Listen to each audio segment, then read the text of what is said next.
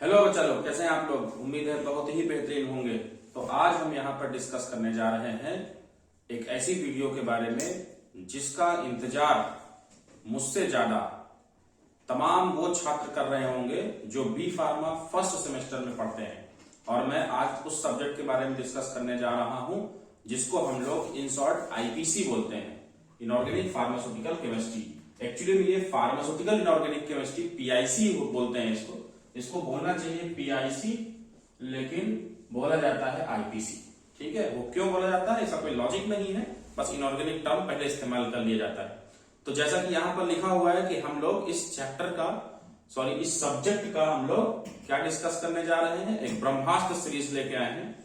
आप अपने सीनियर से पूछिए, जो मुझे पर्सनली जानते हैं पहले से, वो तमाम लोग ये बताएंगे कि ये ब्रह्मास्त्र क्या है।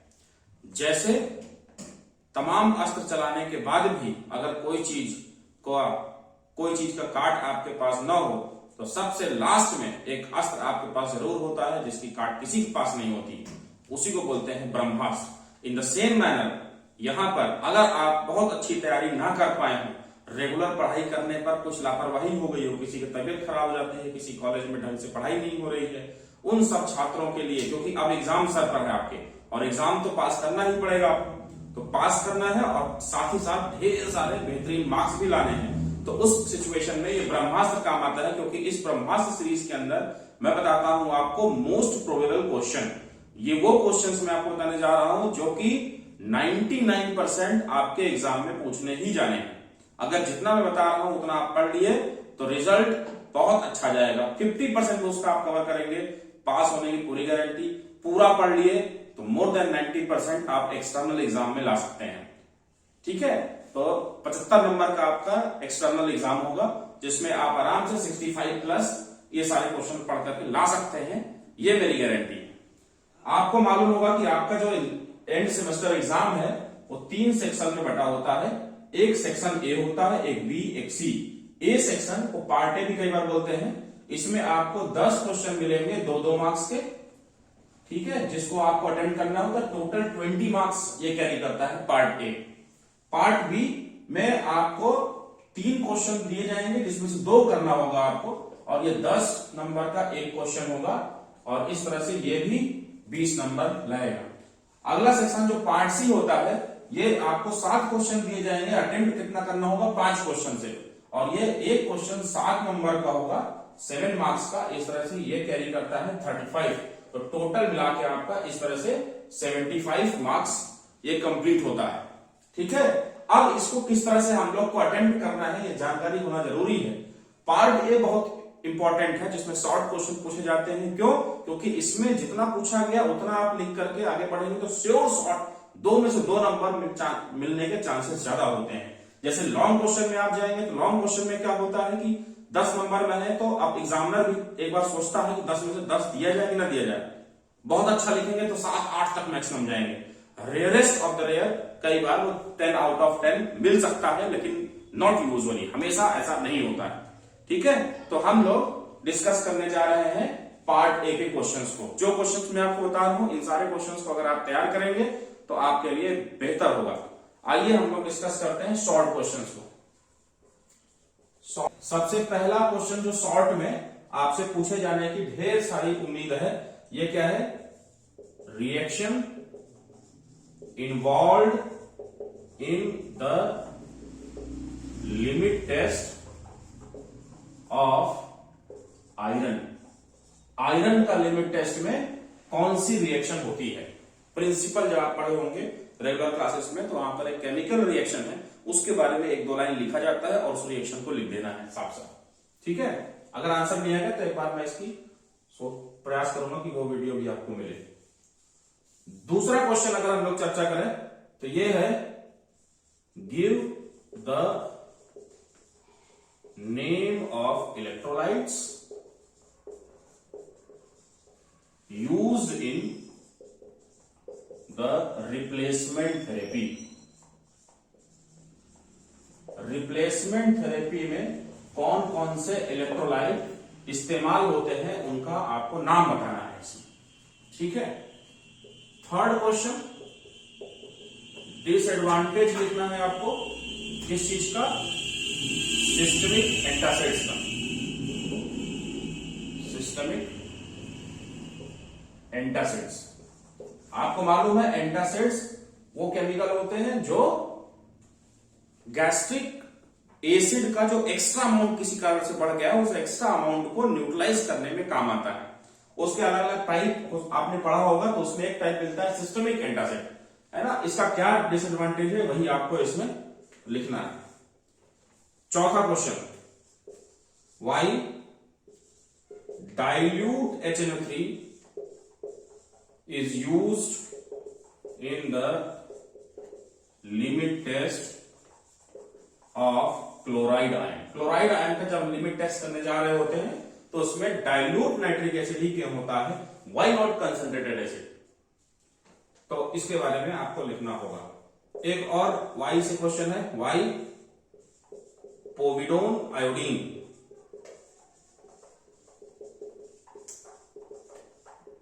is preferred over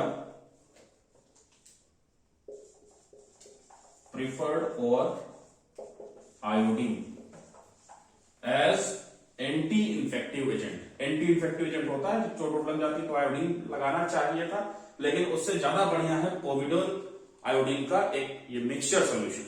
ठीक है, ये वही कंपाउंड है जिसको जब पट्टी किसी को बांधी जाती है काला काला कुछ लिक्विड लगाया जाता है, यही होता है। फिर इसके बाद importance of limit test. Limit test करके आप क्या पता करेंगे, ये इसका एक इंपॉर्टेंस होता है। इंप्यूरिटी क्या निकालना है आपको, लिमिट निकालनी है उसकी एक्चुअली में। अगला क्वेश्चन है mechanism of potassium permanganate. Potassium permanganate किस तरह से काम करता है इसके बारे में पढ़ना है आपको। नेक्स्ट क्वेश्चन है principle involve in the limit test of chloride ion.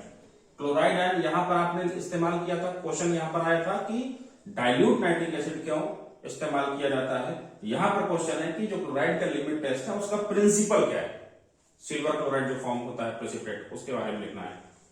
अगला क्वेश्चन है यहीं पर, कई बार पूछा जाता है, बहुत इंपॉर्टेंट क्वेश्चन है ये। Write the ideal properties of buffer solution. Buffer solution, ठीक है। 10वां question, differentiate alpha beta and gamma rays. 5th unit से आता है। 11 क्वेश्चन इसी यूनिट से, रेडियो एक्टिविटी क्या होता है और उसके ढेर सारी यूनिट्स कई बार पूछा जाता है। Enlist various units of radioactivity. इसी के साथ पूछा जाता है half life of radioactive elements. इसी के साथ पूछा जाएगा आपसे आर्हेनियस थ्योरी की लिमिटेशंस ऑफ आर्हेनियस थ्योरी।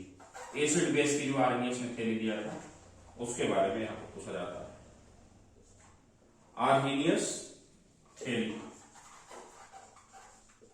तो ये कुछ शॉर्ट क्वेश्चंस हैं जिसके बारे में आपसे पूछा जाएगा, है ना। कुछ चीजों का तो आपको पहले आशय पढ़ना है, ये अलग अलग पूछा जाता है। 3-4 कंपाउंड है, मैं बता दे रहा हूं, उसका आशय जरूर पढ़ लीजिए, चाहे रट लीजिए उसको।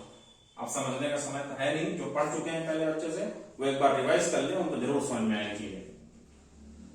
आशय जो पढ़ना है आपको, सबसे पहला आशय है हाइड्रोजन पेरोक्साइड का, जिसका फॉर्मूला होता है H2O2। दूसरा आशय आपको पढ़ना है अमोनियम क्लोराइड का, NH4Cl। तीसरा जो आशय पढ़ना है सोडियम बाइकार्बोनेट का। चौथा फेरस सल्फेट का, और 5वां मैग्नीशियम सल्फेट का। ये 5 आशय आप पढ़ लेंगे तो ऐसे सेक्शन में आपका कुछ भी नहीं छूटेगा। अगला एक सेक्शन जिसमें कंपोजिशन पूछा जा सकता है। कंपोजिशन, कंपोजिशन 3 चीजों का कंपोजिशन आपको पढ़ना है। एक तो WHO ORS का, एक जिंक यूजिनॉल सीमेंट का,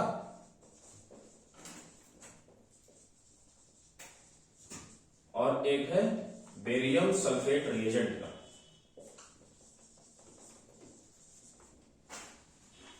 अगर बहुत ना दिख रहा हो तो मैं बोल दे रहा हूं, WHO ORS है, ये जिंक यूजिनॉल सीमेंट है, ये बेरियम सल्फेट BaSO4 रिएजेंट मैंने लिखा है, बेरियम सल्फेट रिएजेंट। इसका कंपोजिशन क्या होता है, इसमें क्या क्या चीजें मिलाई जाती हैं, ये पूछे जाने के ज्यादा चांसेस हैं।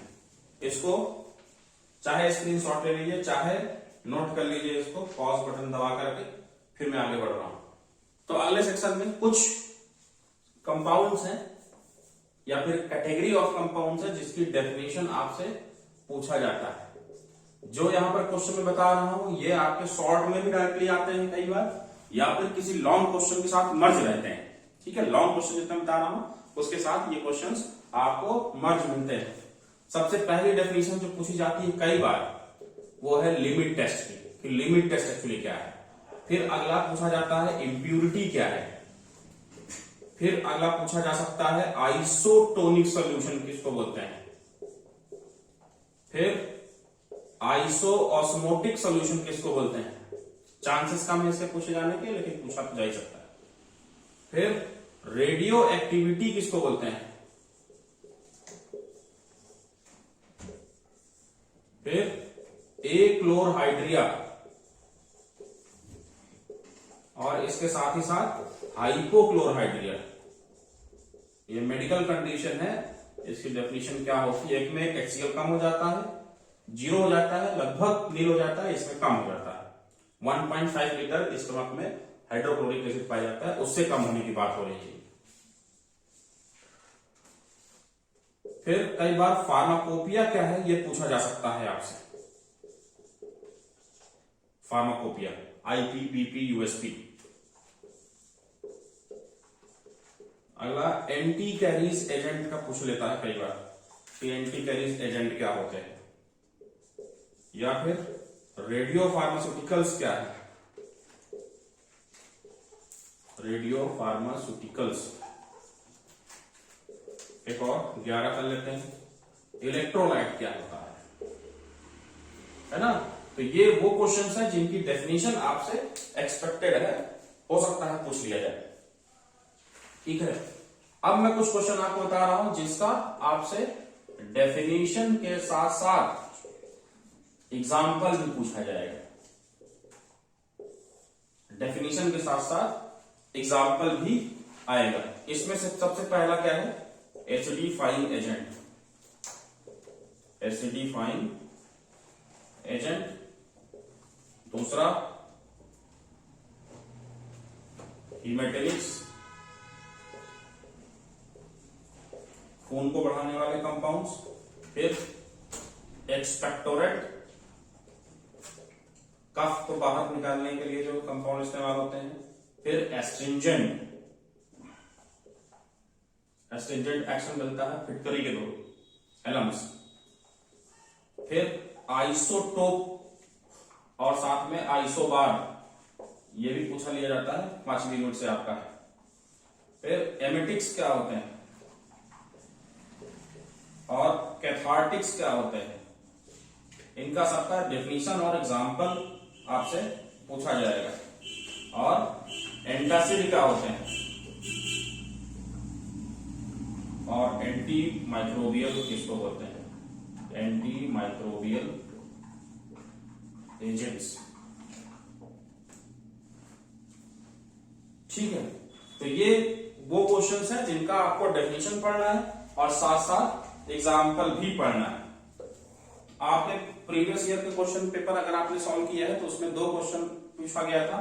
एक तो फॉर्मूला पूछा गया है ना। वैसे तो ये जितने फॉर्मूला मैं आपको बताया था इसके पहले कंपाउंड ढेर सारे लिखा था, है ना, उन सब के आपको पढ़ना ही पढ़ना है। दो फॉर्मूला पूछा गया है आपके में, कंफ्यूज मत होइएगा। एक तो पूछा गया है इप्सम सॉल्ट क्या होता है, एक तो ग्रीन विट्रियोल क्या होता है। ठीक है, ग्रीन विट्रियोल। तो ये ग्रीन विट्रियोल किसको बोलते हैं? फेरस सल्फेट आपने पढ़ा होगा, तो फेरस सल्फेट का हो सकता है प्रैक्टिकल में आपने बनाया भी हो, तो उसके जो क्रिस्टल्स बनते हैं वो निडल शेप के बनते हैं और ग्रीन कलर के होते हैं, इसीलिए उसका नाम ग्रीन विट्रियोल है। तो हम लोगों ने अभी इसके पहले जहां पर असे लिखा था, है ना, अच्छा जिनका असे हम लोगों ने किया है, मैं पीछे नहीं जा पाऊंगा अभी, तो जिसका जिसका असे आपने किया है साथ ही साथ में उसका प्रिपरेशन भी पढ़िएगा। असे और प्रिपरेशन दोनों चीज वहां पर हेडिंग में मेंशन करिए जाकर, असे के साथ साथ उनका प्रिपरेशन भी पढ़ना है। तो वहां पर हम लोगों ने फेरस सल्फेट का असे और प्रिपरेशन पढ़ना था। यही ये फेरस सल्फेट ये भी है। फेरस सल्फेट जब 7H2O भी इसमें मिल जाता है तो इसको ग्रीन विट्रियोल बोलते हैं। इसको बोलते हैं ferrous sulphate heptahydrate. Hept means 7, ठीक है, तो ये हेप्टाहाइड्रेट है। इप्सम सॉल्ट इसी तरह से है। इप्सम सॉल्ट का फॉर्मूला होता है मैग्नीशियम सल्फेट MgSO4.7H2O। तो ये मैग्नीशियम सल्फेट है या फेरस सल्फेट है, दोनों में .7H2O लगाएंगे तो ये फॉर्मूला बन जाएगा। हो सकता है पूछ ले आपसे बहुत छोटे क्वेश्चन। तो यहां से अभी तक हम लोगों ने प्योरली शॉर्ट क्वेश्चंस क्या आ सकते हैं वो हमने पढ़ा है, और इसमें से तमाम क्वेश्चन, इन दोनों सेक्शन में से तमाम क्वेश्चन क्या हो सकता है, आपके लॉन्ग क्वेश्चन, चाहे वो 10 नंबर का हो चाहे वो 7 नंबर का हो, उन क्वेश्चन के साथ ये क्लम्प हो सकते हैं, है ना। पहले ये पूछेगा define this and this, prepare, right the preparation method of this chemical, है ना। तो इस तरह से तमाम केमिकल क्वेश्चंस बन सकते हैं तमाम, तो उन्हीं क्वेश्चन को ध्यान पे रखना है, ठीक है। अभी मैं इसको स्क्रीनशॉट ले लीजिए, तो मैं इसको रख कर दूं जी। तो आइए हम लोग अब लॉन्ग क्वेश्चन की तरफ बढ़ते हैं कि लॉन्ग क्वेश्चन कहां से बन सकता है। हालांकि ये सब लॉन्ग क्वेश्चन में क्लम्प क्वेश्चन रहेंगे, मैं पहले बता दे रहा हूं, ये भी पूछे जाएंगे। उसमें से एक एक लाइन की डेफिनेशन है, इसमें बहुत डरने की बात नहीं। थोड़ा लेंथी पेपर होता है लेकिन आसान होता है।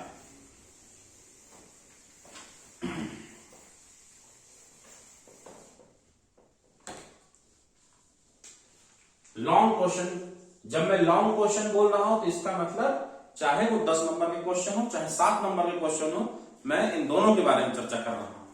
तो लॉन्ग क्वेश्चन कहां से बन सकता है, इस पे हम लोग चर्चा कर रहे हैं। पहला कहां से आएगा, types and sources of impurity.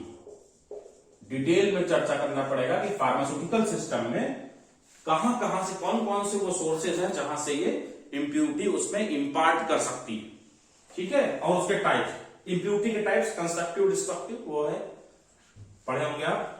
दूसरा क्वेश्चन जो आएगा आपसे, ये आएगा composition and functions of various ions like sodium and potassium and calcium and. ये क्वेश्चन आपको पीछे भी दिखा होगा, है ना। थर्ड क्वेश्चन जो आपसे पूछा जाना है, एक तो लिमिट टेस्ट जरूर पढ़ लीजिए, डिटेल्ड लिमिट टेस्ट पढ़ने को बोल रहा हूं मैं। लिमिट टेस्ट कौन कौन सा, एक पहला आप पढ़ लीजिए आर्सेनिक का, और फिर जो दूसरा एक और लिमिट टेस्ट पढ़ना है ये आयरन का, है ना। इसमें पढ़ना क्या है आपको, इसमें सब में प्रिंसिपल पढ़ना है आपको, रिएक्शन पढ़ना है और साथ में प्रोसीजर पढ़ना है। इसमें दोनों में से कोई एक क्वेश्चन आएगा जिसके बारे में डिटेल आपको लिखना होगा, कि लिखेगा write in detail about limit test of iron. तो उस छोटा सा क्वेश्चन है लेकिन उसका आंसर काफी डिटेल है, तो आपको अलग अलग हेडिंग के साथ इसको बताना पड़ेगा। चौथा क्वेश्चन में चल रहा हूं, क्लासिफिकेशन आपको करना है। किसका क्लासिफिकेशन, और साथ में मैकेनिज्म, किस तरह से काम करते हैं कौन, anti microbial agent, anti microbial agent. इसी के साथ क्वेश्चन एक तो मिलेगा, पहले डिफाइन पूछा जाएगा, define anti microbial agent and then classify it and also tell about mechanism of these compounds. तो ये डिटेल क्वेश्चन है, बस मैं शॉर्ट में यहां पर लिखा हूं।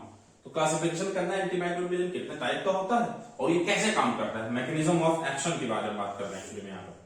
5वां क्वेश्चन है मेथड ऑफ प्रिपरेशन।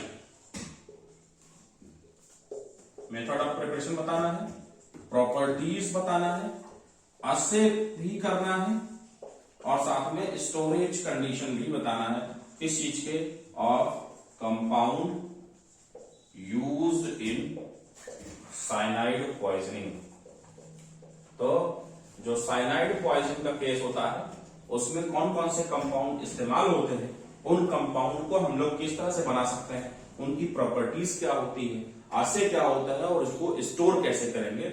ये एक डिटेल क्वेश्चन बनता है, कंप्लीट क्वेश्चन है, ये पूछा जाने लायक। फिर आपसे पूछेगा कि एक्सप्लेन, ये पक्का पूछा जाने वाला क्वेश्चन है, explain the role of fluoride in the treatment of dental caries. Dental caries, जो दांतों में कैविटी हो जाती है तो उसमें फ्लोराइड का क्या इस्तेमाल है ना, वो कैसे कैविटी होने से बचाता है, ये यहां पर हम लोग पर लिखना होगा इसमें। फिर अगला क्वेश्चन है क्लासिफाई कैथार्टिक्स। इसका क्लासिफिकेशन थोड़ा बड़ा है, पढ़िएगा कायदे से। कैथार्टिक का क्लासिफिकेशन करना है विथ सुटेबल एग्जाम्पल। तो एग्जाम्पल सबका बताते हुए इसका लिखना है।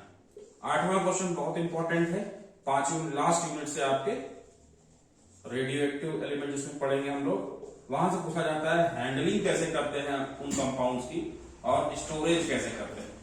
जितने रेडियो एक्टिव कंपाउंड्स होते हैं, रेडियो एक्टिव कंपाउंड्स या फिर सब्सटेंसेस, ठीक है, रेडियो एक्टिव सब्सटेंसेस की हैंडलिंग और स्टोरेज के बारे में आपसे पूछा जाता है। 9वां question ideal properties of, 7 number वाले क्वेश्चन में पूछा जाता है, and uses of antacids. Antacid का यूज क्या है वो तो पता ही आपको, एक्स्ट्रा एसिड न्यूट्रलाइज करेगा और उसकी आइडियल प्रॉपर्टीज क्या, मतलब आइडियली एक एंटासिड को कैसा होना चाहिए।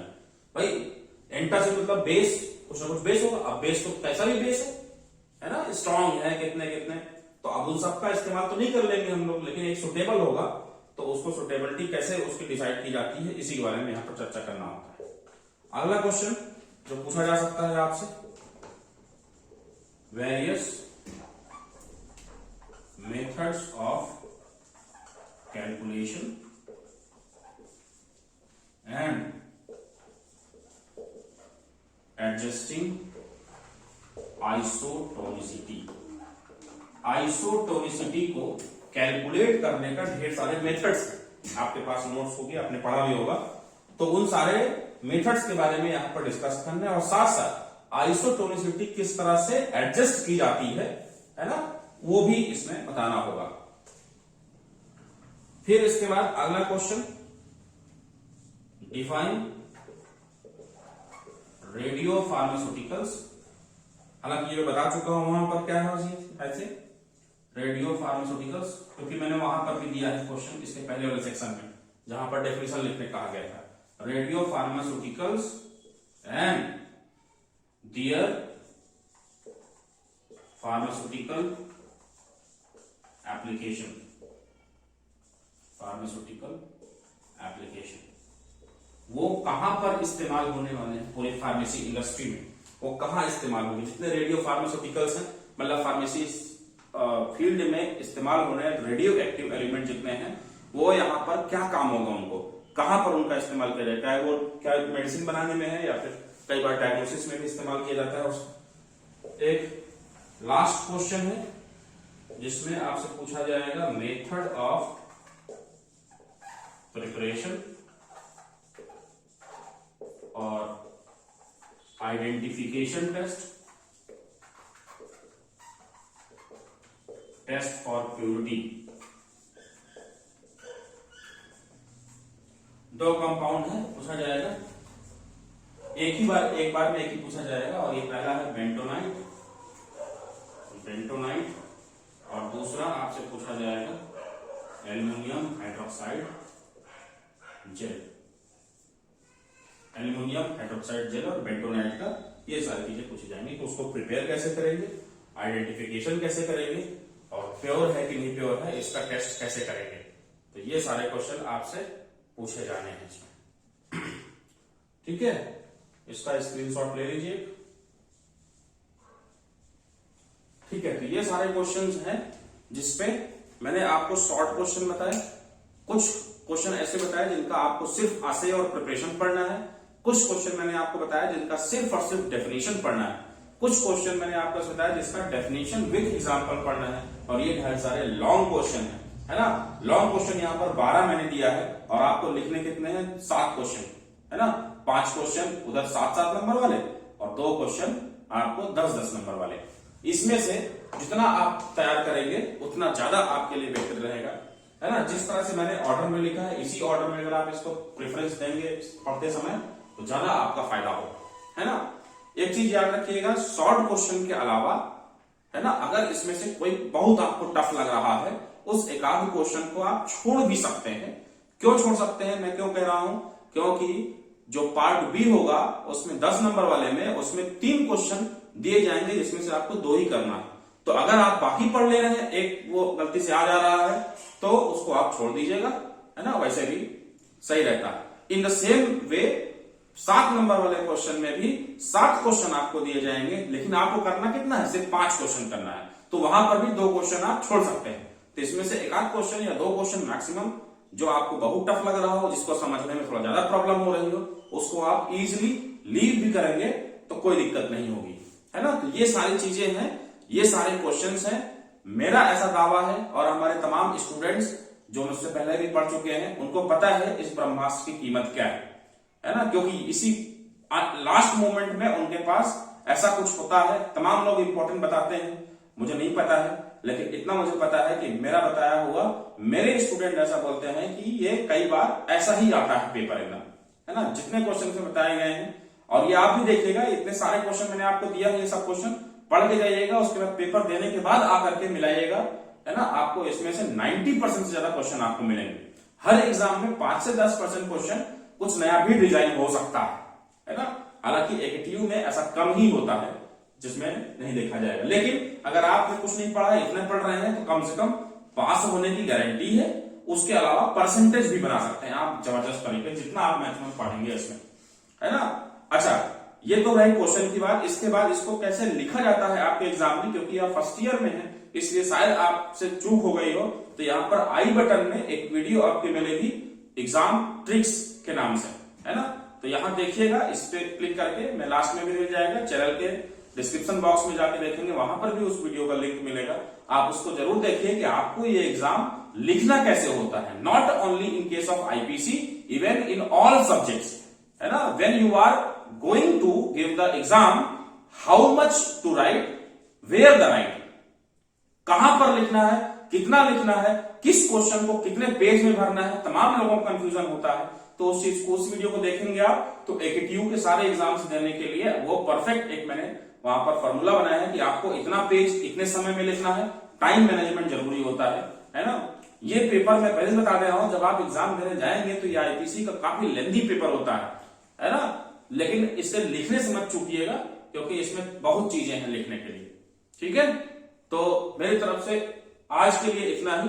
अगर आप इस चैनल पे पहली बार वीडियो देख रहे हैं और चाहते हैं कि ऐसी तमाम वीडियो आपको लगातार मिलती रहे, तो सब्सक्राइब जरूर करिएगा। हम लोग की मेहनत भी थोड़ा सफल होती है जब आप इसको प्रमोट करते हैं। तो खुद देखिए और अपने दोस्तों को भी दिखाइए इस वीडियो को, जिससे वो ज्यादा से ज्यादा इसका लाभ उठा सके, ठीक है। Okay, all the best.